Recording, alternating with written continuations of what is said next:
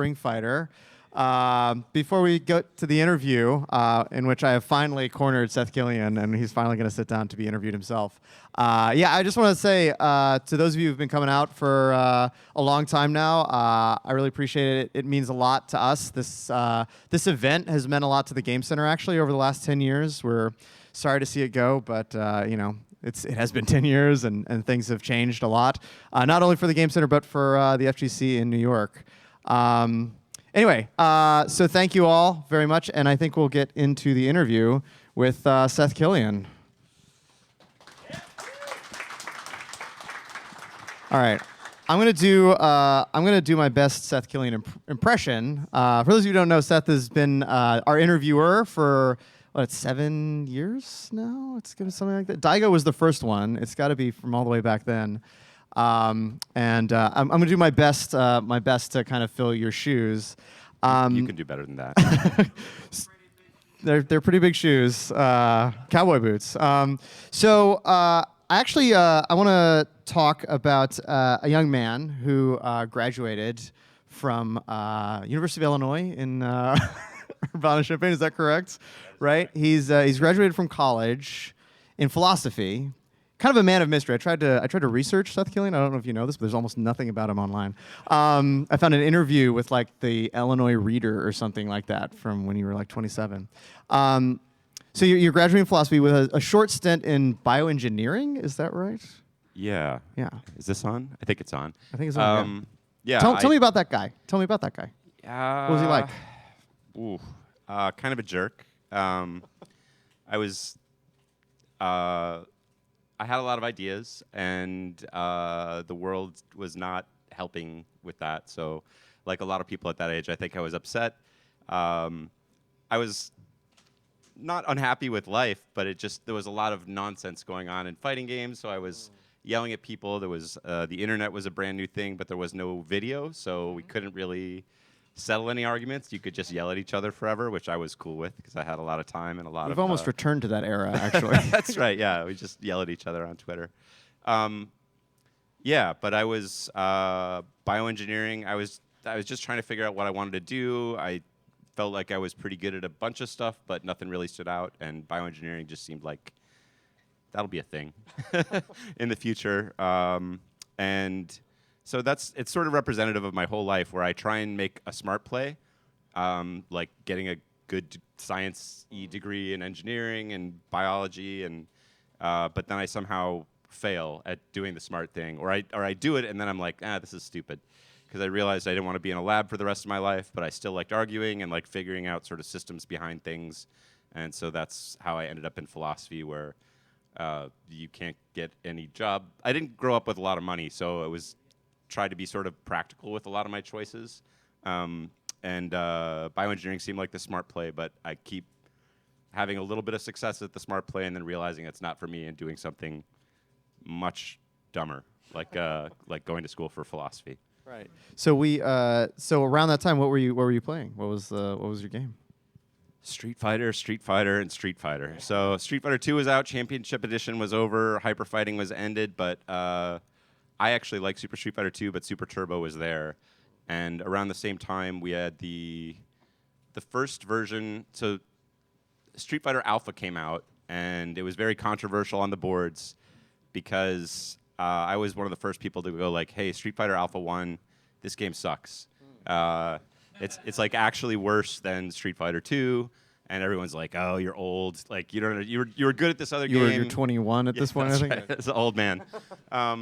You don't understand like the new stuff. It's gonna be good, but then that turned out to be right. Like Street Fighter Alpha 1 did suck, and they got it right with Alpha 2 and Alpha 3, are both incredible games. But that was, I think, the first sort of like light bulb.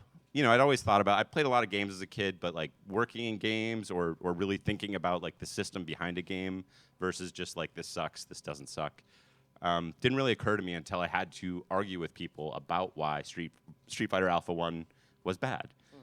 So I had to actually put together reasons, and that's when talking about video games started to seem a little bit more like philosophy or something, because before, like, the world of games, and this is part of why I love the NYU Game Center right away, was because here was an academic thing that seemed to actually be taking games seriously, which nobody did.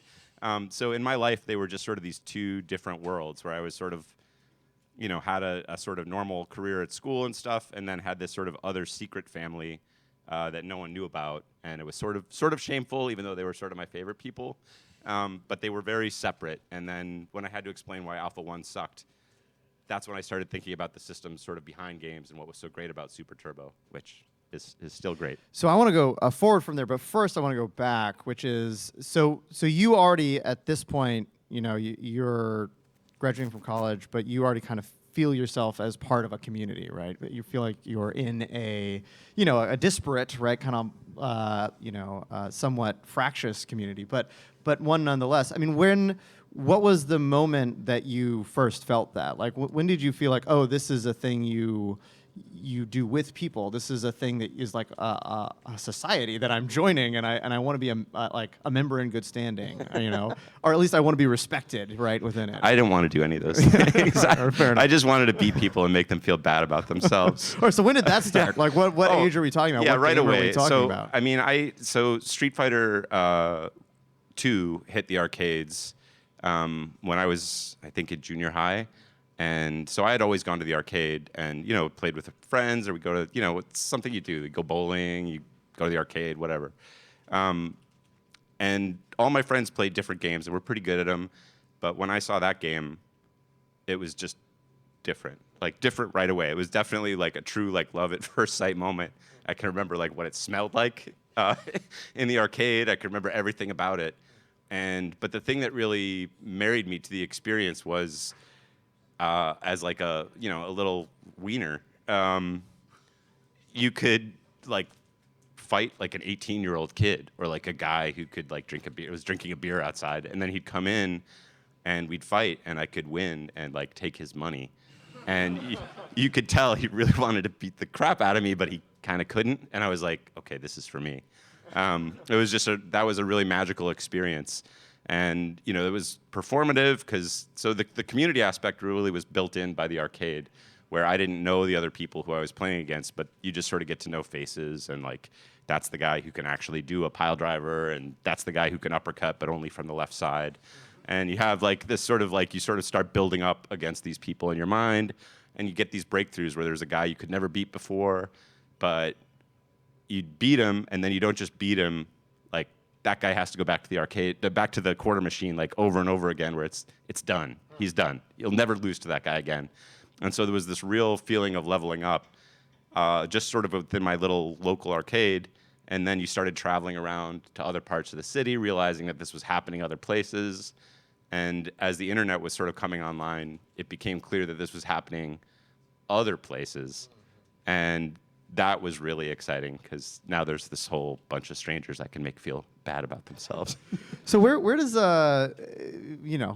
where does that come from, you think? What is the source of, because you were feeling it even then, right? This kind of thrill of not just winning, right? Not just triumph, but also triumph over someone else, also humiliating your opponent. Where does that come from?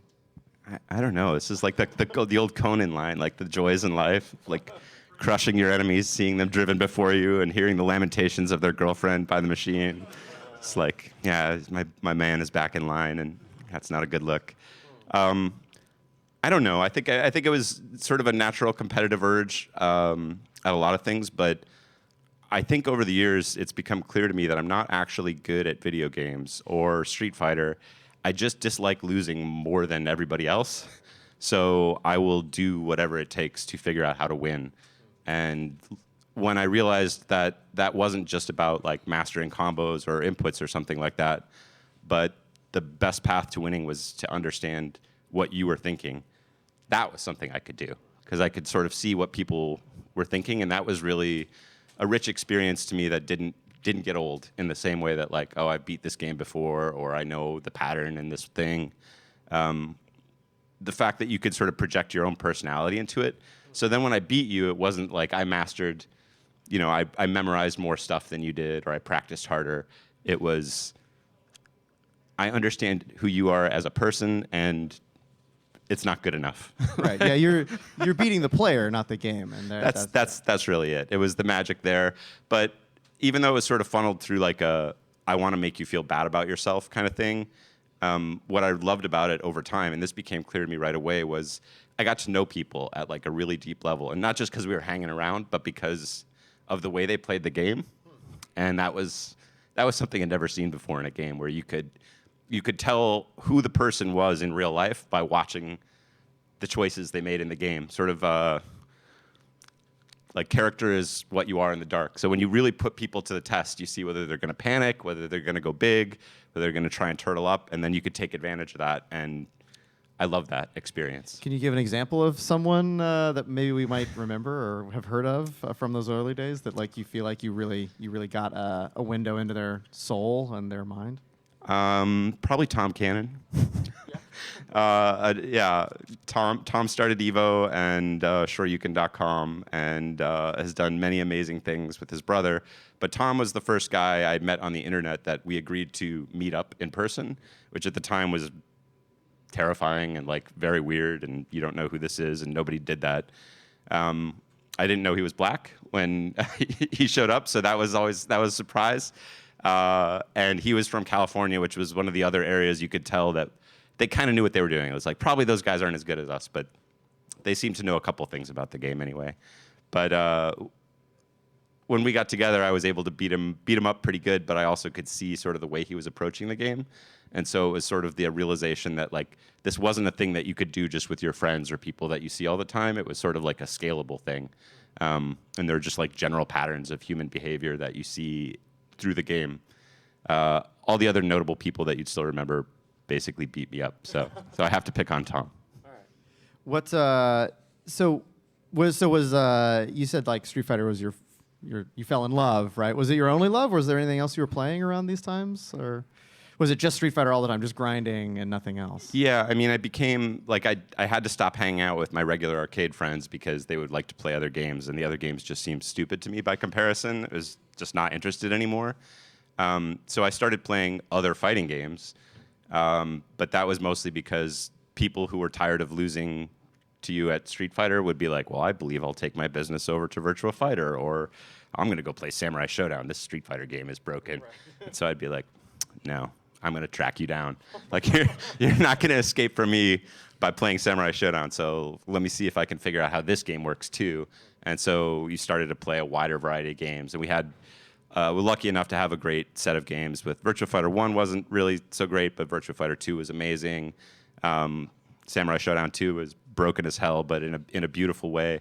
So there were a lot of great games that were coming into the arcades. SNK had amazing games. So it was a great time to splash around and realize that there were a similar set of ideas across a bunch of games, whether 2D or 3D, and that was also really illuminating. Yeah, Tekken 3 and Tekken 3 Tag Tournament, great games. So if you were going to play Seth Killian at this age, what's his weakness? If you're going to get in his head, right? If you're going to outthink him, what's his weakness? You just got to get in my face and like scare me. I like to think about things sometimes way too much or way too long. So I like to play a lot of control characters and trap people, and also just to be frustrating and irritating, and then let you get upset and make dumb plays when you finally get the opportunity. I would give you like a little window, and then you do something super aggressive, and then I could punish that. But players like Valle who are able to, so John Choi was just better at the control game than I was, and then players like Alex Valle had mastered like really getting in your face in a way that nobody had quite seen before, and those guys both destroyed me over and over again. So then I want to go forward because you end up getting a PhD in philosophy. So you finish your major. Like, can you talk a little bit about how that happens? Because that's not something you just do on accident, right? That's something you just stumble into. So you graduated from college. You're obviously already deep into fighting games. You're interested in the community, but there's not a life there, right, yet. So what is that process of going into getting your master's and then your doctorate? Yeah, there's really not much to it other than I didn't really have anything better to do. So you're just a hobby? I didn't. Well, no, I did. I was like, I was living in a college town, and in graduate school, I got a fairly standard deal where they'll forgive your tuition if you teach, and give you some money on the side, and it was enough to live. I was like, wow, $11,000. I'm living fat this year. It was more than I'd been getting before. So really, I just sort of hung around in the college town because I wasn't really sure like a lot of people, you just sort of fall into the gravity of the place because it's cheap, it's full of interesting people and ideas. So there was a lot I was learning and a lot I was really interested in the area, and I just was trying to stick with it while sort of running these parallel tracks in my life. So, what was your PhD on? What was the name of your thesis, sir? The shape of things to come. That's right. There's an audible gasp from the audience. Terrible. It was about the meta ethics of future people, which is not space helmet people, It's a great band. Yeah. I wish. It's people that don't exist yet. So it's kind of like I can explain in terms of our moral theory, like what's wrong if I poke you in the eye. But your grandchildren who don't exist yet, it's hard to explain what's wrong about doing things to people that don't exist. But things like the environment and recycling is mostly not for us. We'll probably be dead before the planet totally catches on fire. But in 50, 100 years, we're making a lot of sacrifices now to try and preserve a future of people that literally don't exist. So how can we count those people and how do we evaluate them? So working with people like Derek Parfit, who I know was an influence on some people here at NYU as well. Yeah, I'm not sure I quite figured it out, but it's an interesting set of problems. Well, I just think it's so interesting because a lot of what your work has been growing fighting games as kind of a community, but also as an institution, right? Preserving the kind of health of different institutions. A lot of your work has been about people that are coming down the road, right? Like your career has been less about how do you kind of aggrandize yourself and more about like how do we put the structures in place to make sure that these things go on and they're still here for future generations. Wow. Excellent observation. I hadn't thought about it like that, but I do think a lot about sort of a family vibe and sort of making sure what was good for me is better for the people that come afterwards. And that's not always been successful, but we try real hard because for a long times with fighting games, like I could tell from my sort of love at first sight kind of moment that there was like a special kind of human experience that was happening here. It wasn't just sort of like, well, this is a really good game that's better than the other games. It's like, I don't know what's happening here, but I like understand other humans like better when we play this game together for a long time. And I was like, that's different. And so I knew it was something special. And then meeting other people, I could tell they knew it was something special too. So I wasn't completely crazy. So I became confident very early that there was like a special thing about it. And then for a long time, with the death of arcades and a bunch of other sort of pressures, fighting games had gone from kind of the biggest thing on the planet to just sort of out of the zeitgeist, right? They were sort of not popular anymore. There were too many. The quality wasn't always there. People were just kind of pumping them out thoughtlessly, and the market dried up. And so for a long time, I guess I think about like the fighting game community as definitely a family. And so your job as someone who's the older person in the family is at the very least to make sure your kids don't die. But for a long time, that was sort of the question in the fighting game world. It was a question of if, like, will this even be a thing in a few years? And I think most people in the community were quite vocal that they thought, no, it won't be a thing. Like, this is a thing we were into, but it will fade away. And so I guess the thing that I'm happiest about is it no longer really seems like a question of if there's a future for fighting games. It's just a question of how and maybe when and what's going to get us there. But it's not a question, I don't think, of whether it's going to sort of fade from the earth. So I feel good about that, at least. It feels like my experience with the fighting game community, which has obviously been much less than almost everyone else in this room. I've had the honor of kind of just being on the outside and participating in whatever way I can. It feels like something that's something that shapes the fighting game community that I don't see in other competitive game communities, esports, right? Or even something like shooters like Quake or Counter-Strike that have been around for a long time, but they don't have this dark age, right? They don't have this kind of like pause where there really is, I think, whether or not this is going to be a thing that gets carried forward. And it seems like something that deeply shapes the kind of character of the fighting game community, which is which is really different than most other competitive communities. Yeah, I don't know. The closest thing I could compare it to is like I grew up in a neighborhood in Chicago that has a lot of Polish people in it, Polish immigrants, and they always have like, and this is common to a couple other cultures, but they always had like a giant freezer in the garage and another fridge, also full of food for I don't really know why, but it was because a lot of the immigrant parents had come over from a time where they'd faced whether in the war or other times where maybe there wasn't going to be enough food around, and so starvation was like a real thing that the grandmothers thought about, and so the way you hedge against that is by having, you know, a whole side of beef like in the freezer, and I think fighting games have a little bit of that still, and so hopefully kids growing up in fighting games today won't have those sort of kind of existential threats about like whether we're going to even still be here in a few years.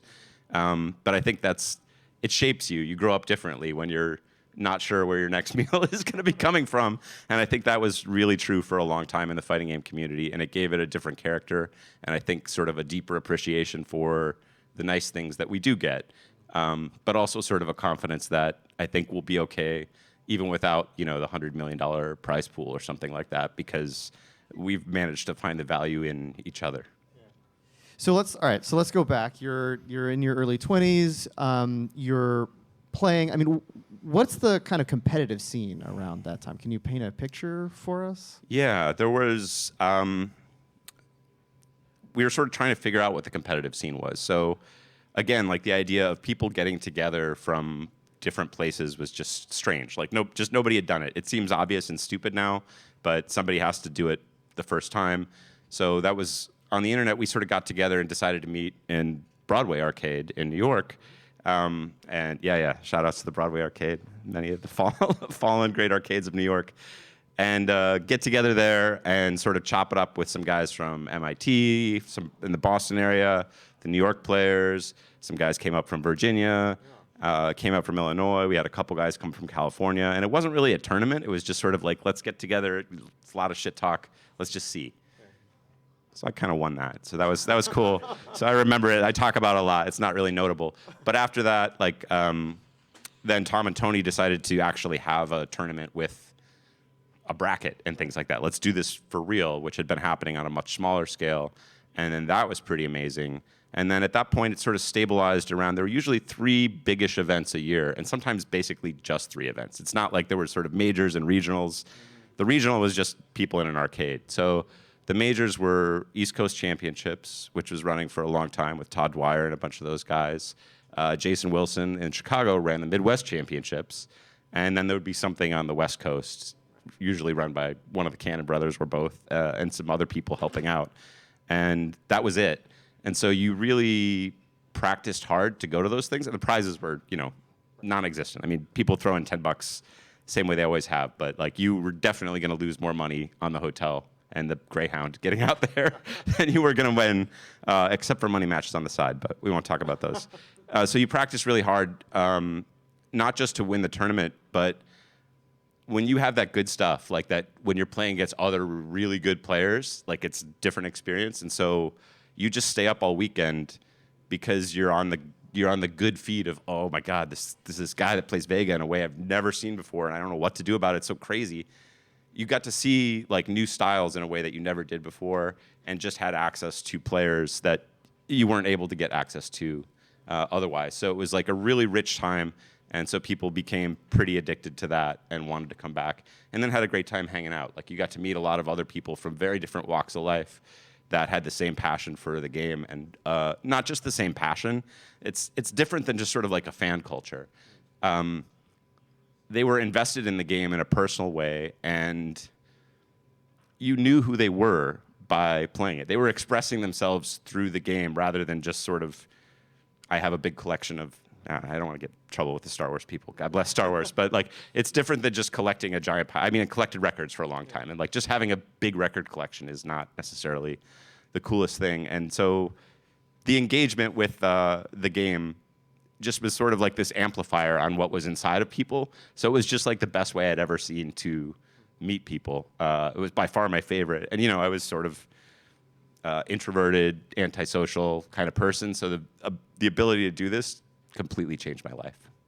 And you were involved with one of the first international tournaments as well, right? You traveled to Tokyo. Can you talk a little bit about that? Because that seems like an interesting, important historical moment that I don't know if I actually know of anyone who's like just described what that was like.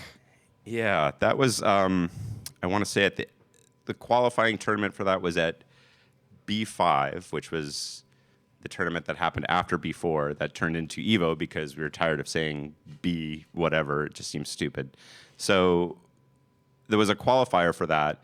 There was a crew from New York who was shooting a documentary about Street Fighter scene with a lot of different people from around the country.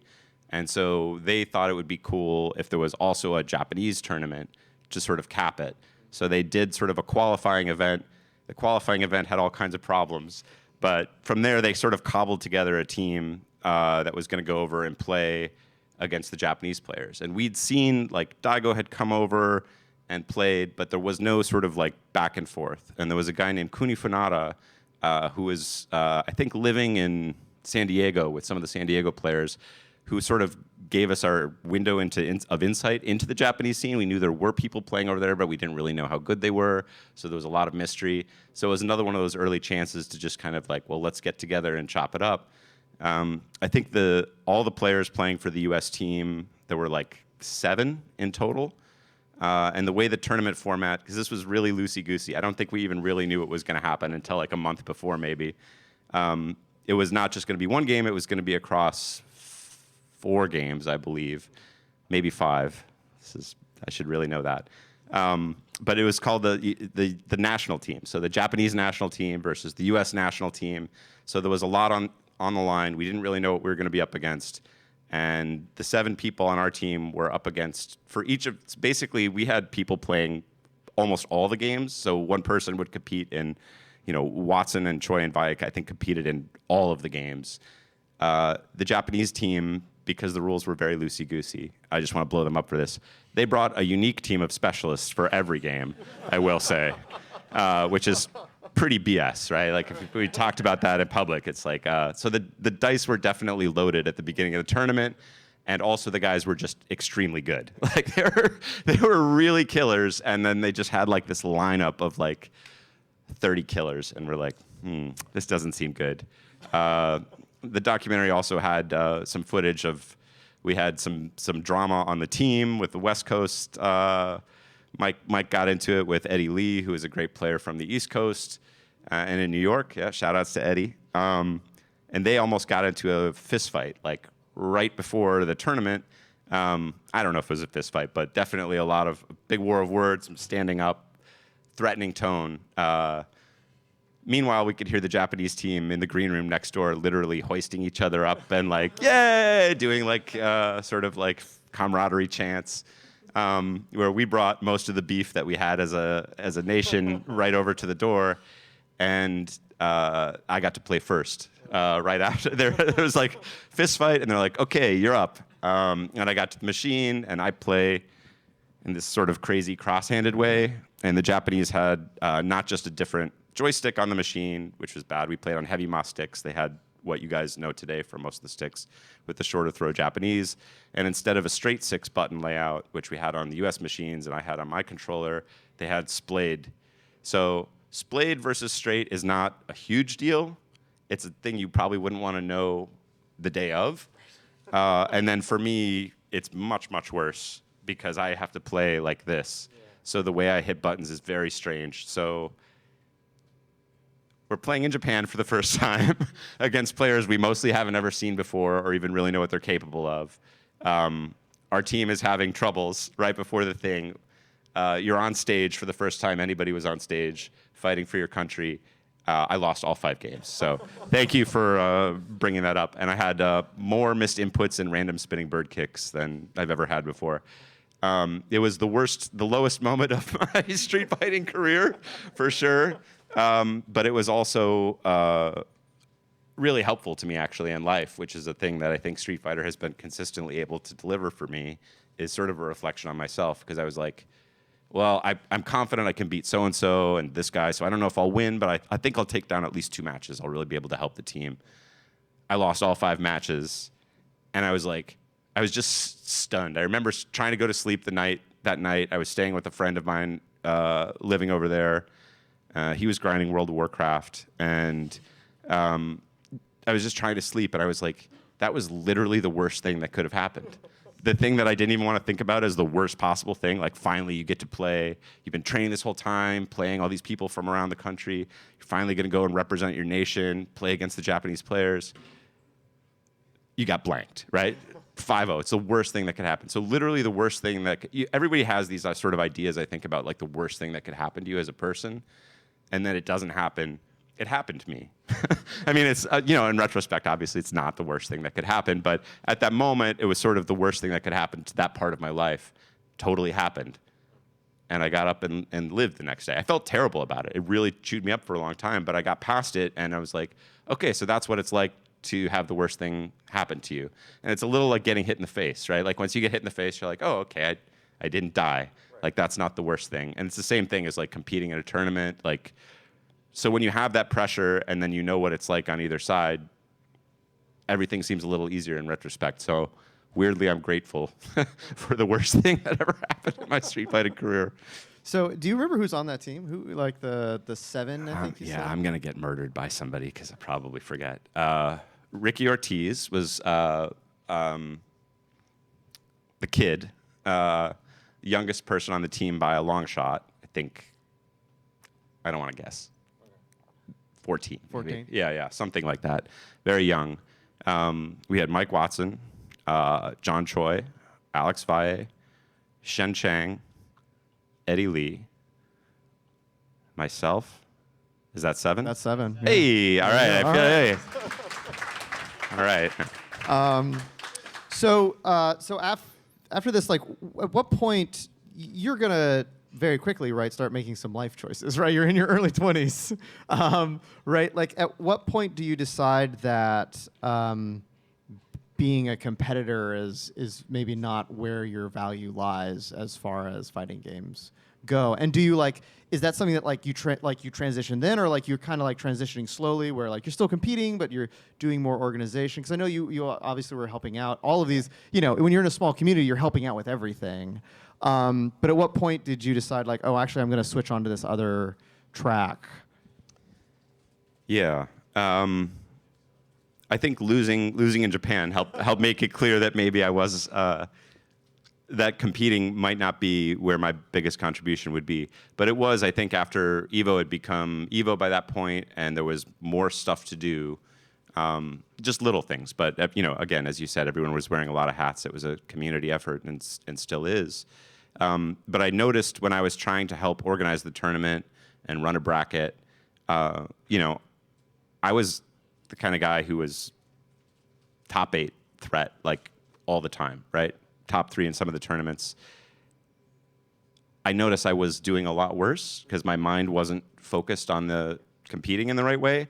And so even though I was really happy about all the cool things that were happening on the tournament side, and Evo was a ton of fun, you just realize you can either do 2 things at kind of 75%, but if you're a competitor or someone who's been really good at a thing, that's painful.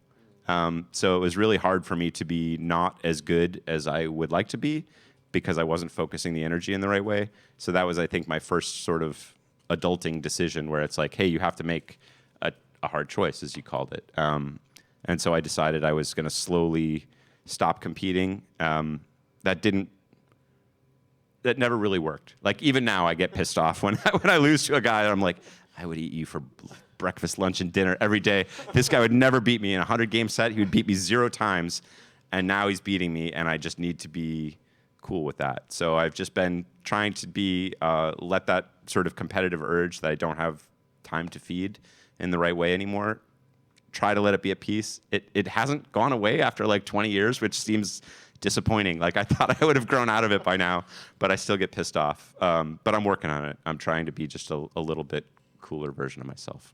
Was that a painful decision? It was super painful, and I'm trying to say it's still pain. It's like okay. painful now. Yeah. Even though it was like obviously the right decision, and I think trying to. I think that's one of the things that I think everybody sort of.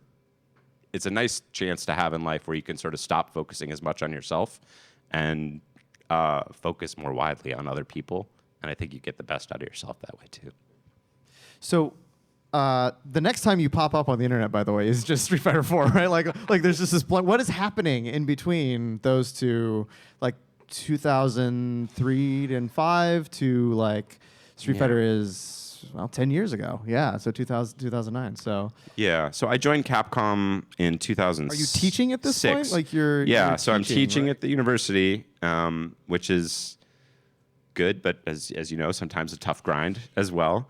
I spent a semester working in academic publishing. We focused on upstate New York agriculture, That's where I'm from. bluegrass music, Mormonism. So a lot of great, exciting academic Really applicable books to your were current published. career. Basically, like the professors that publish books that very few people sometimes read. That was my business for a little while.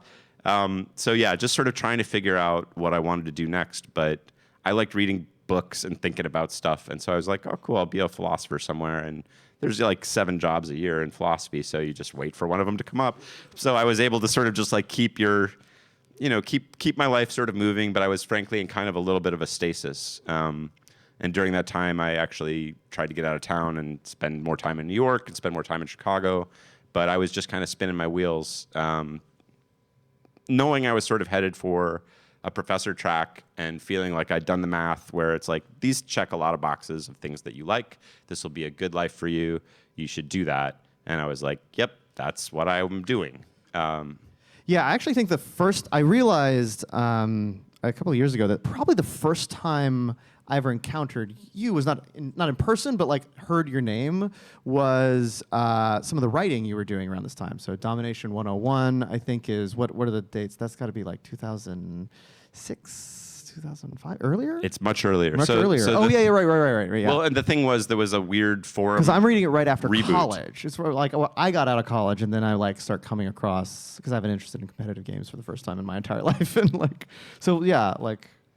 Yeah, so again, shout outs to Tom Cannon, who had most of the fighting game community lived on sort of pre-modern Usenet, which was like news groups, like message boards, but really bad ones. And so there was a lot of shouting and sort of essentially no moderation. And the fighting game players had already been kicked out of one of the news groups into their own ghetto news group, or like, you guys just argue all the time, you go over here. So we did that, and then that was still pretty much of a shit show. And there were these things that were starting to happen. There was a thing called the web that people had been working on in like 1999 or 8, I don't know. And so Tom Cannon was like, hey, everybody's starting a website. I'm going to start a website. And I thought that was a really stupid idea. And it was. End of story. No, but and then it was sort of like, we're going to have our own forums over here, and then we can clean up some of the real garbage where it's just, it's just nonsense or spam. We can clean that up, and so there'll be a better discussion, but websites need to have something on a website. So that's where Domination 101 came from. It started as like an advice column, actually, where people would write stuff like into I don't even remember what the advice column. Dear Annie, what was her name? I don't know. Yeah, no one remembers. Well, I mean, the thing that makes me think of it, because like when I read these interviews, this one interview I found basically, is that like what was striking to me is that even then you had this idea that one of the problems is that fighting games are under-theorized, to use a kind of like a term that academics use about things, where it's like, as an academic, kind of your job is to find the under-theorized thing, and then you like go in and you make up a bunch of words about it, and then like everyone has to talk about you forever. Then you become famous. Yeah, exactly. Like it seemed like even as a young guy, you thought, oh, there's just not enough theory here. Do you still feel that way? I mean, like. Oh, well, yeah, absolutely. I do feel like there's a lot you can say sort of formally about fighting games and game design. Like, there's something, it's not just sort of like subjective tastes or whatever. Like, there's something very real happening under the surface. I think as an industry, like I work in game design, and it's, the language there is still, I think everyone would agree, has a long way to go. And when you learn the right way to talk about a problem, you become powerful like over that problem. And that was how all of the people that you know who work in fighting games today, these are all the nerds that came from the arcade. Shout out to John Edwards. They just shipped, with Ed Boon, they just shipped MK11. That guy came from the arcades. These are guys I grew up with. So all these guys grew up with because they had better language about these games than the last generation did. So they were able to create awesome experiences for all of us, the fighting games we play today. That's still very much in development. But yeah, the Dom 101 stuff was, I think, that same kind of urge where it really did start as an advice column, but I was like, your problem isn't this, it's that you're thinking about the space wrong. Like, so it's about, you should focus on the space rather than this, or you're falling into this psychological trap because I know I can bait you to overreact in this situation every time, or your risk-reward ratio is off here. And that was just sort of how I played the game. I mean, my fingers were a mess, and I play like this. So literally, that's the best. But that was the way I would win, was by thinking about the game in a different way than other people would. And so I just wanted to explain it because the same dumb arguments kept happening over and over. So it was really just frustration at that time. But I think even today, there's a lot more you can say. There's a lot of people writing great stuff in fighting games today. Infil's KI Guide, you should read that. It's really cool. He has a lot of very thoughtful stuff. A lot of great people are writing great stuff about fighting games. I think there's a lot more to go. So big space set. And so a lot of this, so you're kind of becoming a game designer at this point, right? Like you maybe wouldn't have known it then, No. but you're thinking about game design. And we're here in a game design department, so it's worth talking a little bit about probably. You get brought on as a game designer. How did you get your first game design job, which seemed like a pretty big one to take on? So it didn't start as a game design job, or the ways that it was were sort of sleeper secret ways. So I was brought on to Capcom. They recruited me around 2005, maybe. I didn't get there till 2006 to try and come and work there. And I thought, oh, that's interesting. But I had some friends who were working in game development already. They slept under their desks all the time, were constantly angry and getting fired because the company would go out of business. And I was like, that seems like a bad... Exactly the same as it is today. Basically, nothing has changed. That's right. But that seemed like a really bad industry for someone like me who likes to take a more measured approach. But I don't know. Let's start with what actual question was this before I get down this.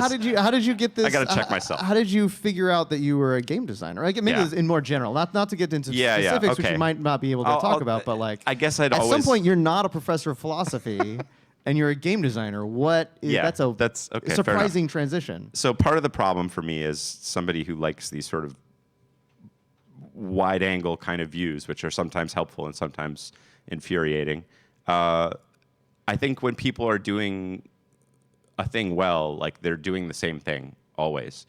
So to me, I used to talk about like everything I had done and been interested in is like just different kind of systems work, right? The same way engineering was to me is like the systems behind games or the systems behind moral theory or the way logic works or something like that. It's all kind of the same thing. And even when you're talking about like marketing, people are always trying to convey information succinctly, like in a way to a specific audience or and to create a specific experience. All of us are doing that when you're doing something well.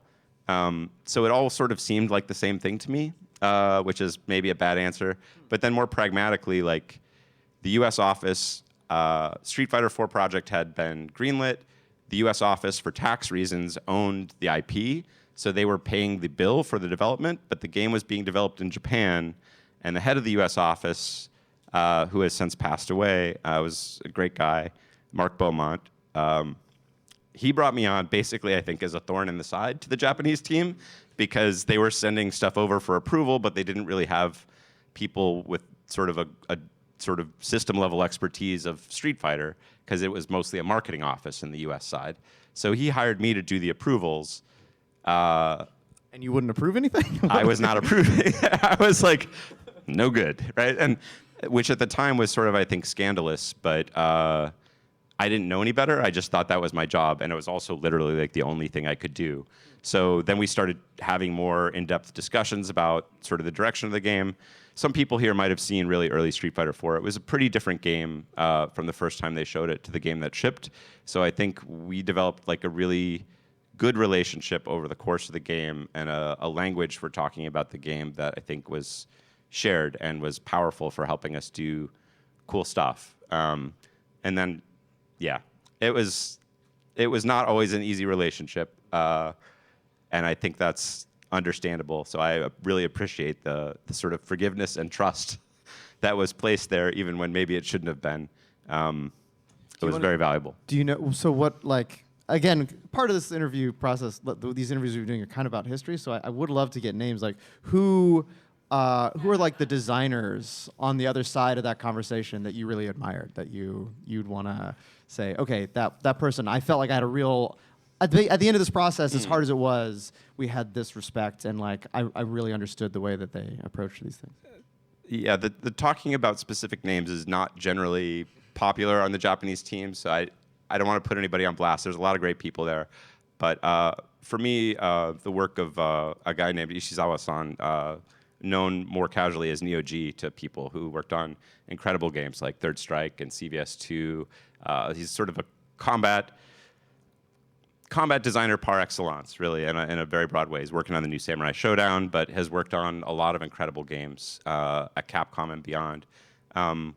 Very unconventional character who just saw the world in a totally different way, and had super deep systems understanding, which is why he could make games like Marvel and Third Strike. Very different games, and he nails it every time. His batting average is incredible. He sees sort of really underlying principles, but kind of has them as like it's not something he has to think about or talk. It's just sort of like he gets it, so he can lead with theme instead, because he doesn't have to worry about explaining how the relationship should go, because he just has a great sense for it. So you get characters like Dante, which was one of his, he loved DMC games, so he just put 100, that's why Dante had 100 moves. And then Virgil, again, had like 130 moves, when, everybody had ton of great moves in Marvel, but like, he's just like, oh, I love these characters, so I'm gonna go bananas. And that bananas quality, I think, was what made so many people fall in love with these fighting games. And I think that really infused a lot of the team for many years, certainly before I was ever there. But yeah, incredible guy, and just a very sunny, happy person, which is not always an easy attitude in Japanese development culture. All right, we're actually getting pretty close to the modern era, and I would love to bring up someone else because they've been incredibly important to Spring Fighter. So if Art wants to join us, Art, why don't you come up? Here, I'm gonna get his chair.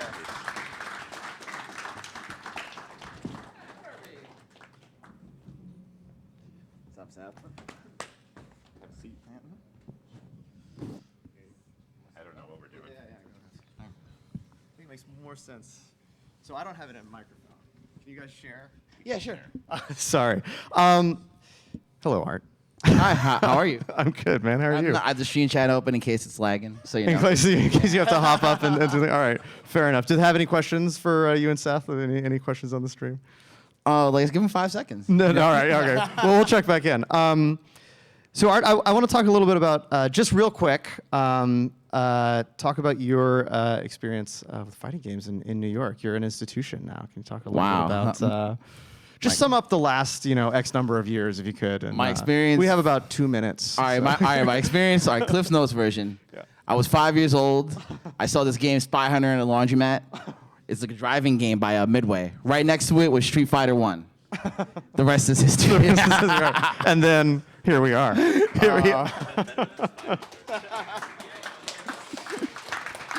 So we got kind of a history here from Seth, and he's talking from a very particular perspective. But you're in New York, I guess, at this time when all of this is going on. Yeah. So basically, Seth's recap was really interesting for me, because for me, I was the young kid reading on IRC and Usenet and electronic and EGM and GamePro. And I wanted to go to these tournaments, but I was so young. I would read about it on these BBSs and IRC at the time. And it was amazing to read. And I was always salty that, I was still like a baby. I really couldn't travel to tournaments. When I was playing Street Fighter and Karate Champ also was one of my first games, and Year Kung Fu, I needed like a stool to play on the arcade machine. That's amazing. So I want you to represent a little bit the New York perspective. What's the New York? Do you have kind of a memory of the New York perspective of this era, the like pre-Street Fighter 4, you know, between 2 and 3? So it was the arcade era. So it was a very nitty-gritty time, right? Especially in New York City. You know, it was very common to find arcade machines at bodegas, like video stores, you know, cafes, everywhere you could find. So, you know, like I was a kid back then, you know, in elementary school, you'd have like your little like subway pass, like you'd flash it, and you know, so you'd go everywhere and like you go around from arcade to arcade. It was very common for me to find like 20 to 30 arcades in like a 20 to 30 block radius walking home. Every block had Street Fighter. It was an absolute phenomenon. And you didn't know anything. Nobody would tell you anything. There was no internet. You didn't have a magazine. You were shit out of luck. I would be like, how you do that fireball, kid? And be like, I don't know, son. $5. Yeah, $5. I mean, Seth can relate because, you know, Chicago, it was very similar. Oh, yeah. It was grimy as hell. It was the home of Midway, so a lot of trash talk, a lot of players. But the games were everywhere. And, yeah, it made it feel like alive. Like it was like you weren't competing at like a weird, isolated thing. You were competing at a thing that you could tell other people cared about. So what was the first time you met Art? When do you like burst onto the scene as a force? So during that time, that was my second year of playing competitively. So like, you know, fast forward like about 16 years of age. You know, during the whole Street Fighter 2 era, I was not good. I couldn't do a fireball like on either side. Like I picked Guile because I was like, yo, I can't do a fireball. I can't do an uppercut. Let me pick Guile, and I had to play on second player side because like my hand movement was not that good. And that's really how long it takes. It takes so long to actually be competent at these games. Fast forward to 10 years, I started playing Marvel vs. Capcom 1. I broke out on the scene around ECC 3, which he broke down, East Coast Championship. Shout out to Todd Dwyer and Fee. And I actually met him at ECC 4 because that was like the big, trumped up, hyped up East Coast versus West Coast showdown where like all the Cannon brothers and these guys came to East Coast for the very first time. So I got to meet a lot of the internet personalities and IRC and Usenet monsters in person. I got nothing else, man. That's right. It was amazing. What was happening in the Midwest? There was just East Coast versus West Coast. No one cares about Chicago. No one cared. I came out. I got. Are you third. the best player to ever come out of Chicago?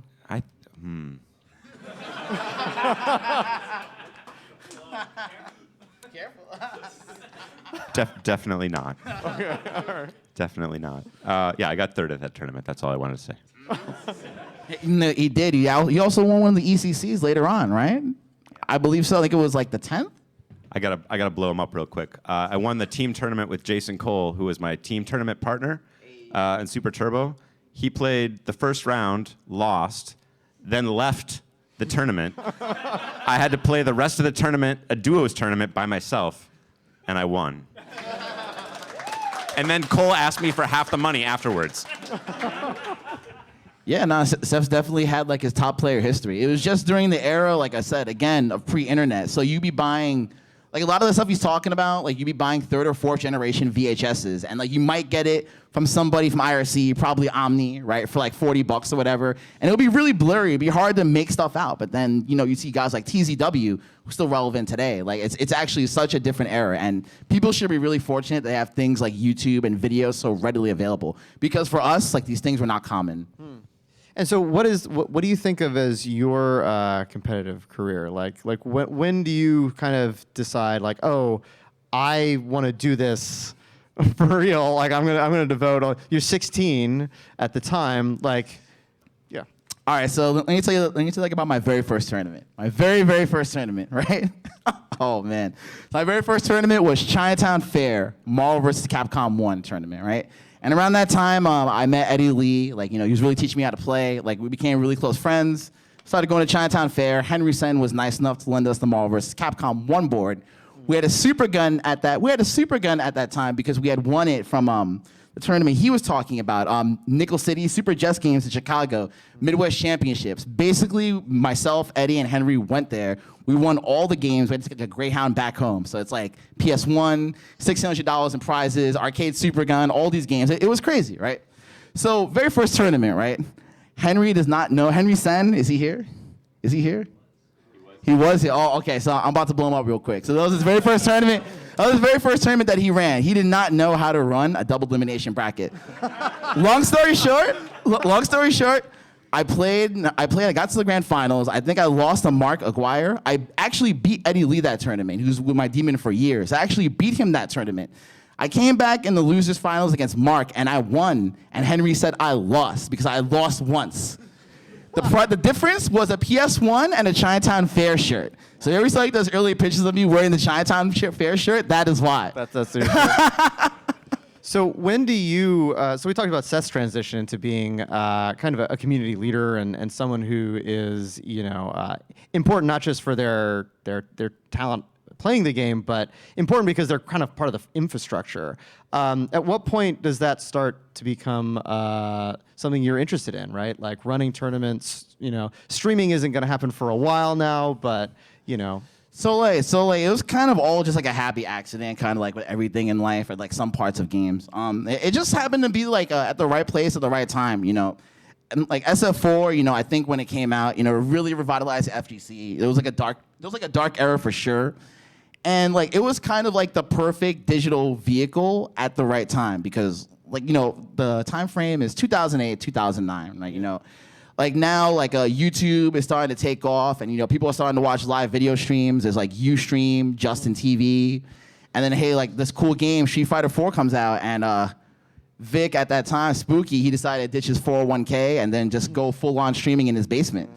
So it was literally like right place, right time. And like when we started doing any of this, we didn't think that like we were gonna be broadcasting events or like running tournaments or anything like that. We just wanted to show off some cool shit with our friends and like play like video games and show people what the New York fighting game scene was really about. This has all happened by like a fluke, straight up.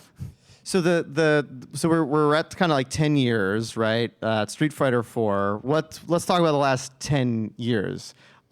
This is around where this event starts happening. I can remember the beginning of Street Fighter 4.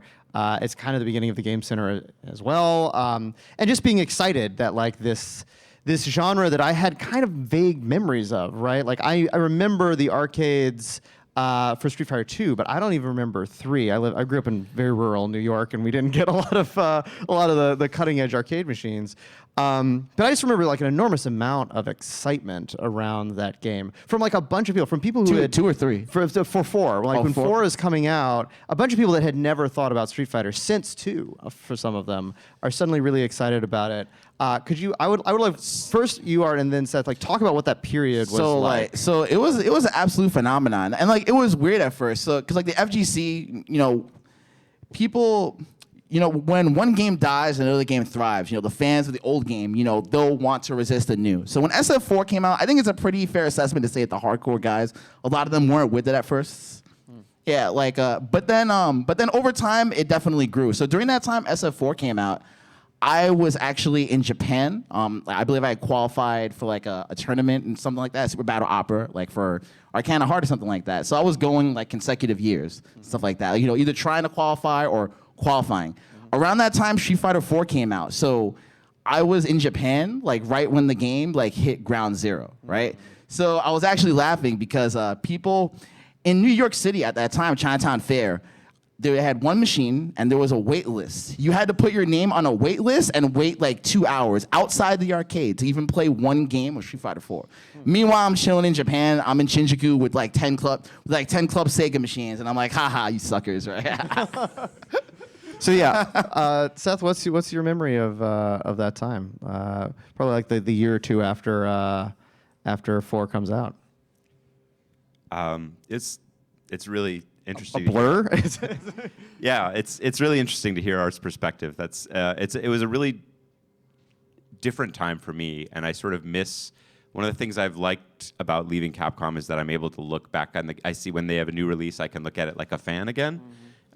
So I think when you're working on a game for a long time and you see it in many different forms, watching it finally come out is a really sort of complicated experience, but amazing. And you don't want to put too much weight on sort of what actually happens because there's a lot of, maybe Grand Theft Auto comes out on the same day and nobody pays attention. There's all sorts of things that can happen. So you don't want to get too excited about it, but I didn't think at the time it was like going to be the greatest game ever to game or change the world or anything. It was more just, hey, this is a pretty good Street Fighter, and like nobody everybody forgot what that was, what that experience was like. Just sort of a good basic Street Fighter. And so it was really, I think, the right game for the time. And then seeing that come out was satisfying, not because,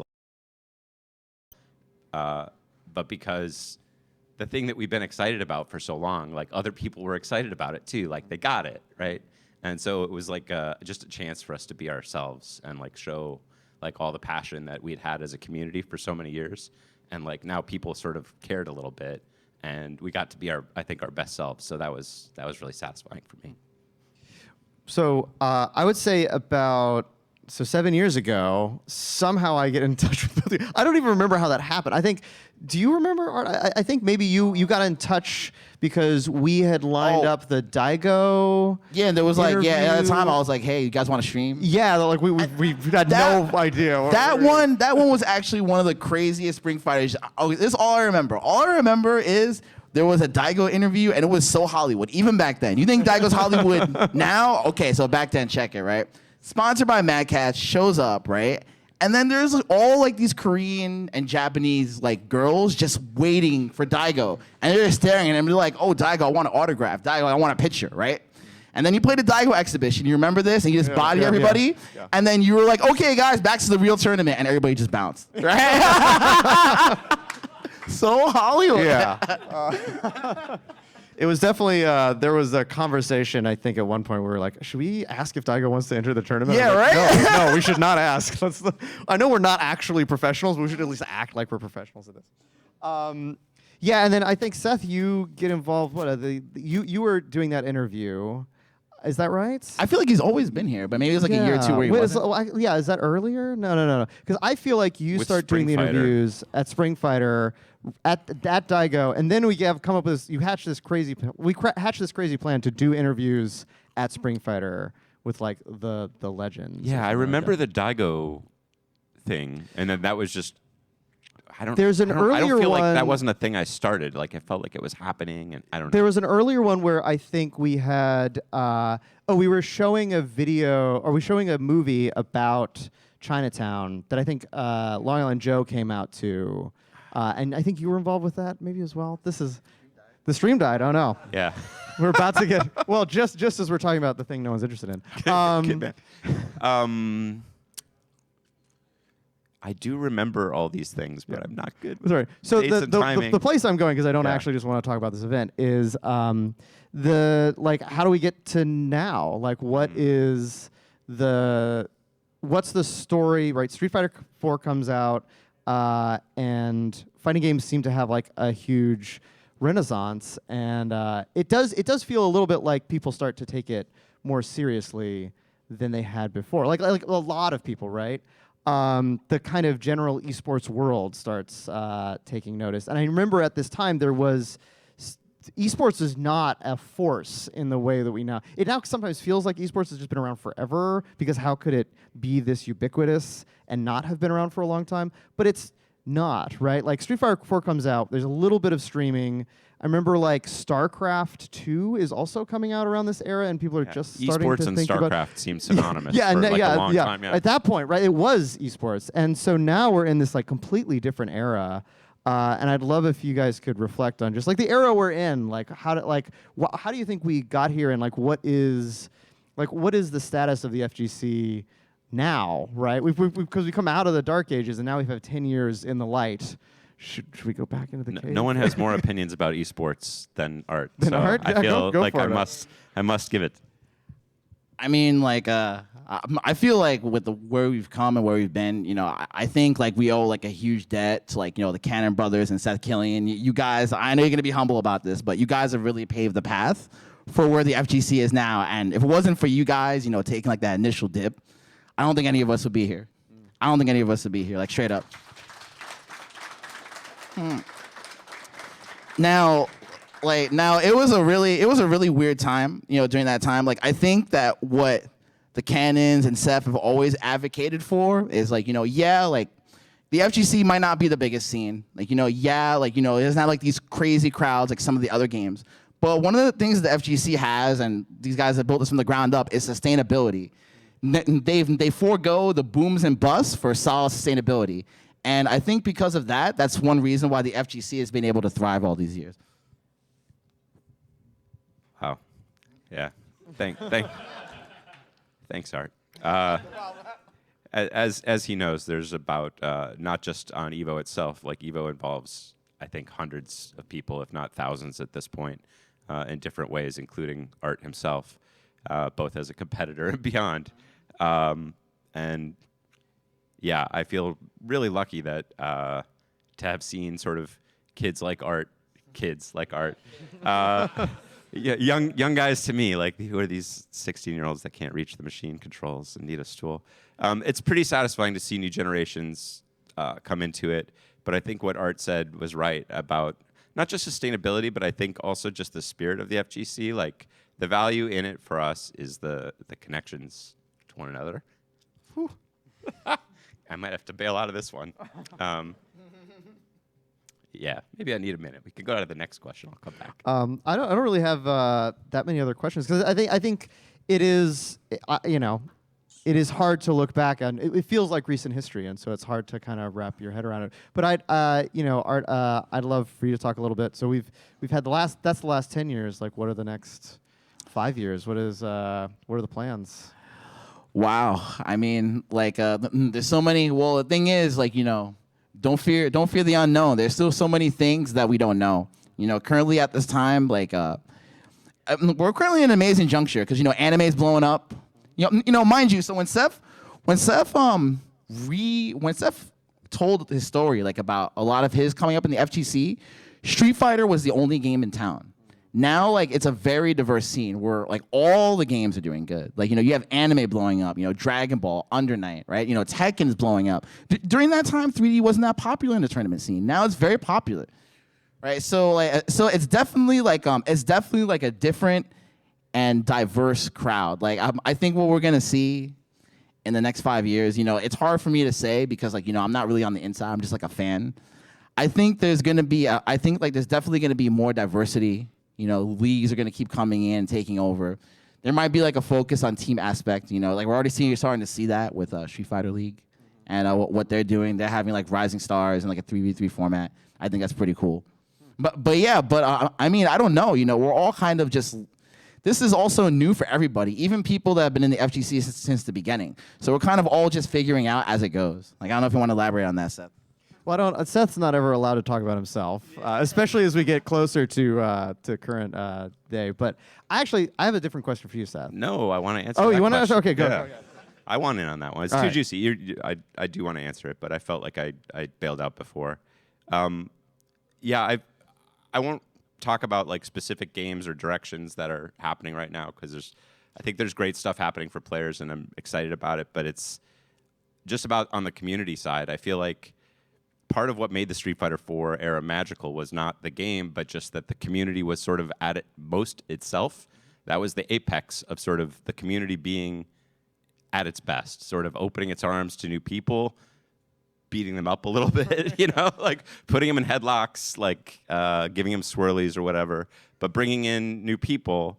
And I think we've had sort of a taste of what it looks like to maybe not be our best selves or to try and be something a little different for a different audience, and it's just not. It's hard to go to that place when you've had a taste of the true stuff. So I think if we follow the hype, sort of wherever that goes, and it could take a lot of different forms, like that's going to be, I think, not just sort of staying true to ourselves, but like actually the best product that this community has to like put a shine on is like real emotions and just crazy characters. So I hope we get to be that version of ourselves in the near future, because I think that's the key to actually seeing how big it could really be. Nice. All right, I guess we'll take a few questions and then we'll get back to the games. Does anyone have a question? Yeah, go ahead. You mentioned your absolute worst moment in like your fighting game career. What was your personal best? So I'll say the question just for the stream, but the question is, Seth, what was your best moment as a tournament player? Okay, so I'll give you a slightly different answer, but it's related. It was actually it was that same trip to Japan after we'd gotten crushed, actually. So that was the worst moment. The best moment came not too long after that, and it wasn't actually in a tournament. It was just at an arcade that was famous for Super Turbo called Arcade More, and I played not like sort of by arrangement or anything. I played a set with Daigo, Chun-Li versus Ryu for, I don't know, 12 games, and I lost 5-7, which is about how that matchup goes. But it was perfect. It was like and it wasn't. We played our best, but it was just I didn't think about anything other than the game. You know, when you're totally in it. And I remember that. Like, I was totally in it. For Daigo, it was Tuesday, right? Like, whatever. But I was totally in it, and that was sort of right when I sort of was ending my competitive career, or at least was at the lowest point in it. But still to have that moment where it's like the game just totally takes you over. You make good decisions. Sometimes, you know, you're the lion, and sometimes you're the gazelle. But that was like some perfect Street Fighter that I remember really clearly. And so that was probably my favorite moment, although it wasn't a tournament win. Other question? Yeah. For both Art and Seth, what are your favorite 2 matches that you've commentated? Like, what is the match that you are so happy to have called? So for Art and Seth, what are some matches you've loved commentating? Yeah, because you're also both very accomplished casters. I mean, you commentate Evo. You have way more. You have way more matches. Yeah, I don't know. All right, you take your time to think about it. I don't honestly know if I have a great answer to that question. Like, I mean, there's, you know, the Evo Moment 37 stuff, which I don't really know if you could call casting, but it was sort of like that. It was sort of like the prehistoric thing that crawls up from the ocean and lands on the shore with like little gimpy legs version of casting. But that's certainly something that comes up all the time. So we should probably check that box. I don't know. Like, it's what I love about casting is it gives you a chance to be in the moment in a way that is unique. And so I really love like just the matches as they come, like each one. Like, it sounds stupid to be like they're all special, but there are amazing sets. But like for me calling it, like it's that same experience of like if I could be totally absorbed by the match and just let that take over, like that's a really special thing, and you get that chance all the time. But there's probably a better answer than that. All right, like I thought of 2 matches that were pretty memorable for me. So one of my favorite matches commentating all time, and like I'm sorry to bring this up, PL versus Sonic Fox with Yais on the mic. That was pretty good. That was pretty good. Shout out to PL, I love you. Shout out to Sonic Fox. But I had a blast commentating with Yipes at that time. Like, you know, Yipes is actually like one of my favorite commentators of all time. So, you know, just to kick back with them, it was me, Yipes, and my man Spooks, and we were just having fun. So, like, for me, that was really great. And, you know, of course, all the NLBCs, you know, there's too many to name. Like, it's been like so many of them, like almost like 10 years of them. Other than that, my favorite one for me was actually, this is a little bit from like out of left field. Shout outs to our Brooklyn Video Games. We've been doing like a lot of King of Fighters events, like in their store, and it's real nitty gritty, like arcade style. Like, you know, like we're just sitting there drinking Modelo's, you know, playing KOF, right? So Fourth Day Beatdowns, like that tournament actually, you know, where I got to show millions of people on the internet, like, you know, like that real arcade vibe feel, you know, people talking shit, drinking beer, having a good time, and some amazing matches out of an arcade cabinet. Like that really hit home for me. So once again, you know, shout out to Brooklyn Video Games and all the boys that run stuff there, you know, Cruz, Esteban, those guys. You guys are amazing. Another question? Yeah, in the back. So both of you have been around since the beginning of the FGC. What advice would you give to newer players that really can't attend tournaments? What advice would you give them to improve and to also get their name out there? So the question is, what advice do you have for younger players who might not be able to attend tournaments, but want to build a reputation, get better? Yeah. So you know, you have a pretty, you know, compared to how it was back in the day, like, you know, net play, you know, back when we started playing like it was not valid. Like it was not valid for competitive play. Like, you know, we would use Calera back then, and then we were like, it's the joke. Like, what emulator is this, right? Now, like, now it's a lot different. You know, thanks, you know, once again, thanks to the Cannon Brothers, you know, once GGPO started being put in emulator, now we could have like real serious matches, right? So that's one way, you know, net play. Although like you might not be near like a popping region, you know, a lot of the good guys, especially for Street Fighter, or, you know, all the games in general, they're all net playing. So you can definitely get sets and grind up with them. And then also because of the fact that net play exists, it's like, you know, it's definitely possible to build a name for yourself. You know, a lot of these events, you know, have like online leagues. The replay feature like is a thing in these games. You know, when I was coming up, a lot of things I would do is, you know, I would just commentate my own matches like on netplay, you know, things like that. You know, I'd always try to find like there's a ton of content to work with in these games. Like games generate a lot of content. So because of the way the games are designed and, you know, it's modern internet era, you know, it's a lot easier to get your name out there. Like it might seem insurmountable at first, but we've all started from somewhere back when there was nothing. So, like, don't feel discouraged. Like, it's a lot easier now, I would say. You have anything to add? Yeah, I mean, I think Art said a lot of good things. I'll hit the replay feature. Look at your own matches and assume everything that happens is your fault. And if you start there, you're going to see so much stuff that you left on the table that you didn't have to. Like little bad decisions over and over again.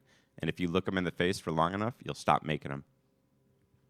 I believe you had a question. Do you want? I do, but it might take too long. But I want to ask about Third Strike. So when that game first came out, I'm old enough to know that everyone was like, "What the hell is this?" Right? So I want people to know, like, when you saw that game, like, what was going on? Because you guys were on the cutting edge, right? You were on the scene, the competitive scene. That game came out, it arrived in your arcade, and then what happened? So the question is, what were things like around the release of Street Fighter 3? All right, so first off, you know, that question was from Born Free. You know, shouts to him. Does great work on the YouTube channel and stuff. All the interviews, everything, great. So yeah, so actually, it was a little bit of what you were saying. It was valid, but we're talking about when you say Street Fighter 3, you're talking about a new generation. So Third Strike was a totally different beast, right? So at that time, Super Turbo came out. You know, like at that time, I think I was like 13, 12. The game was too fast for me. Like, I'll be real. Like, Super Turbo, at that time, I was like, wow, this is way too fast, right? Then Street Fighter 3 comes out, right? You know, it was universally, although it's a critical success now, you know, with the hardcores and a lot of people watching on streams, you know, shouts to Co-op Cup, and they do an amazing job. It was universally panned. Like, people hated that shit. When it first came out, they were like, there's only Ryu and Ken? Where's my Chun-Li? Where's my Akuma? Like, where's this? Where's that? And, like, the graphics look better, but then, like, you know, nobody cared. Like, people hated the parry system. Street Fighter 2 and Street Fighter 3 was, like, oil versus, like, match. Yeah. Like, I'll let you elaborate a little bit on that, Seth. Yeah, Street Fighter 3 was not popular. And it didn't get a lot more popular. So I think people had been waiting even at that time for a new Street Fighter game. So there was a lot of anticipation around it. Yeah, so it was definitely during the dark days. You know, that being said, you know, when I came in the scene around that time, you know, even though Street Fighter 3 is universally panned, Second Impact was quite popping. Like, you would go to these arcades, you see like random Chinese like gangsters playing the game.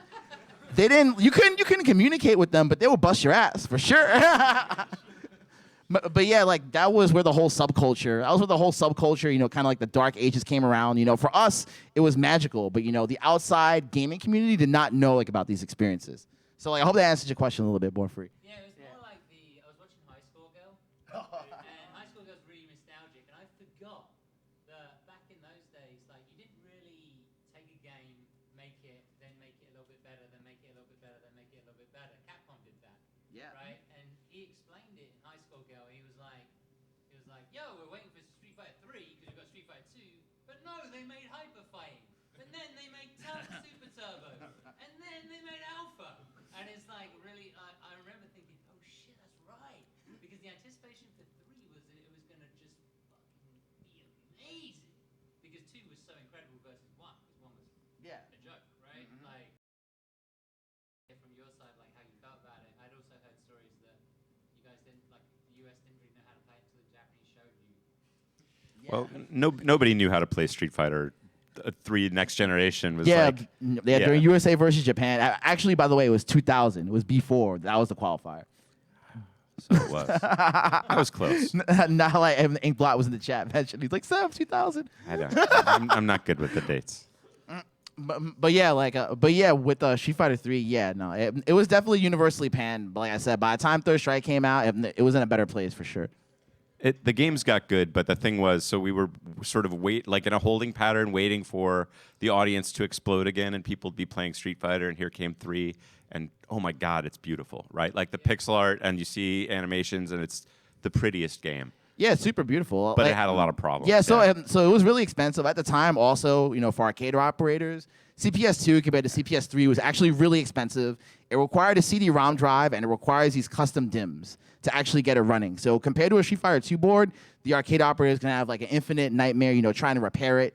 And once again, you need a CD drive in '97 in an arcade machine. So the failure rate was actually very high. So I think, the expectations were just super high, both from players, but also I think the arcade operator point is a super critical one because Street Fighter 2 had basically, arcades were already tanking. Street Fighter 2 brought it back for like a decade. I think that's when they made it 75 cents because CPS3 was that expensive at that time. So it burned everybody. The players were a little bit disappointed. The arcade operators had a worse business out of it. And so it's just a case of misset expectations where you're expecting like this big boom in the scene and then instead you get a declension.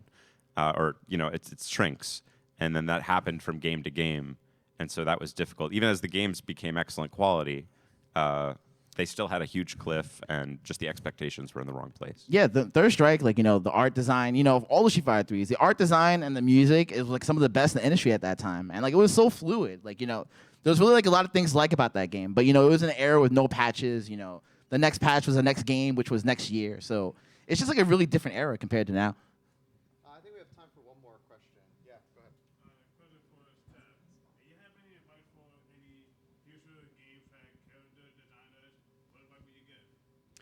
So advice for future game designers. Wow, that seems like a pretty reasonable question. I feel taken aback by it somehow. Most people would like me to give them less advice rather than more, I think. That said, I think it's important to play a lot of things and to try and look for some common threads around it.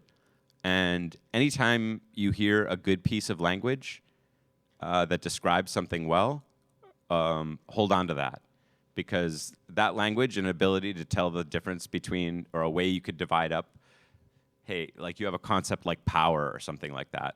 If you could talk about that in a nuanced way that separates like damage from impact or displacement and things like this, now you have the language to start designing like a really nice answer to your problem rather than being stuck with sort of like player language or just being like, that looks really cool, or something like that. So level that stuff up, take it seriously, and if you find a good example that works, hold on to it because it'll come back and help out your toolkit down the road. All right, great. I think that's going to have to be it. We have to keep moving for the event, but I just want to thank both of you guys, really from the bottom of my heart. Spring Fighter has meant so much to me and so much to this organization. You guys have given so much to it for basically out of the goodness of your hearts, and so really it means a lot. We really appreciate it.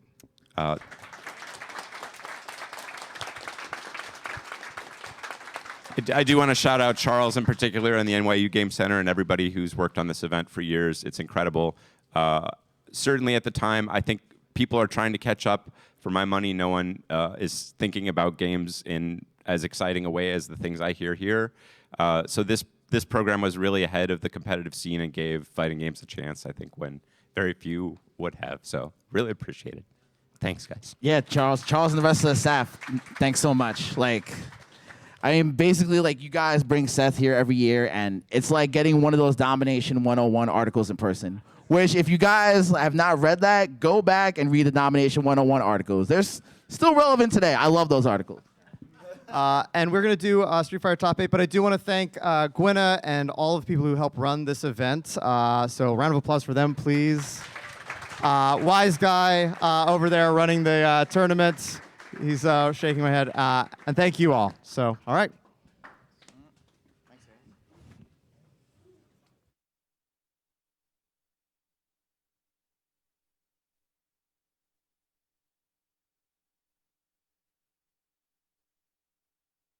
All right, guys. Looks like the stream died just in time. Now, sorry for the internet hiccups, guys. I'm not sure like why these servers are giving us such a headache.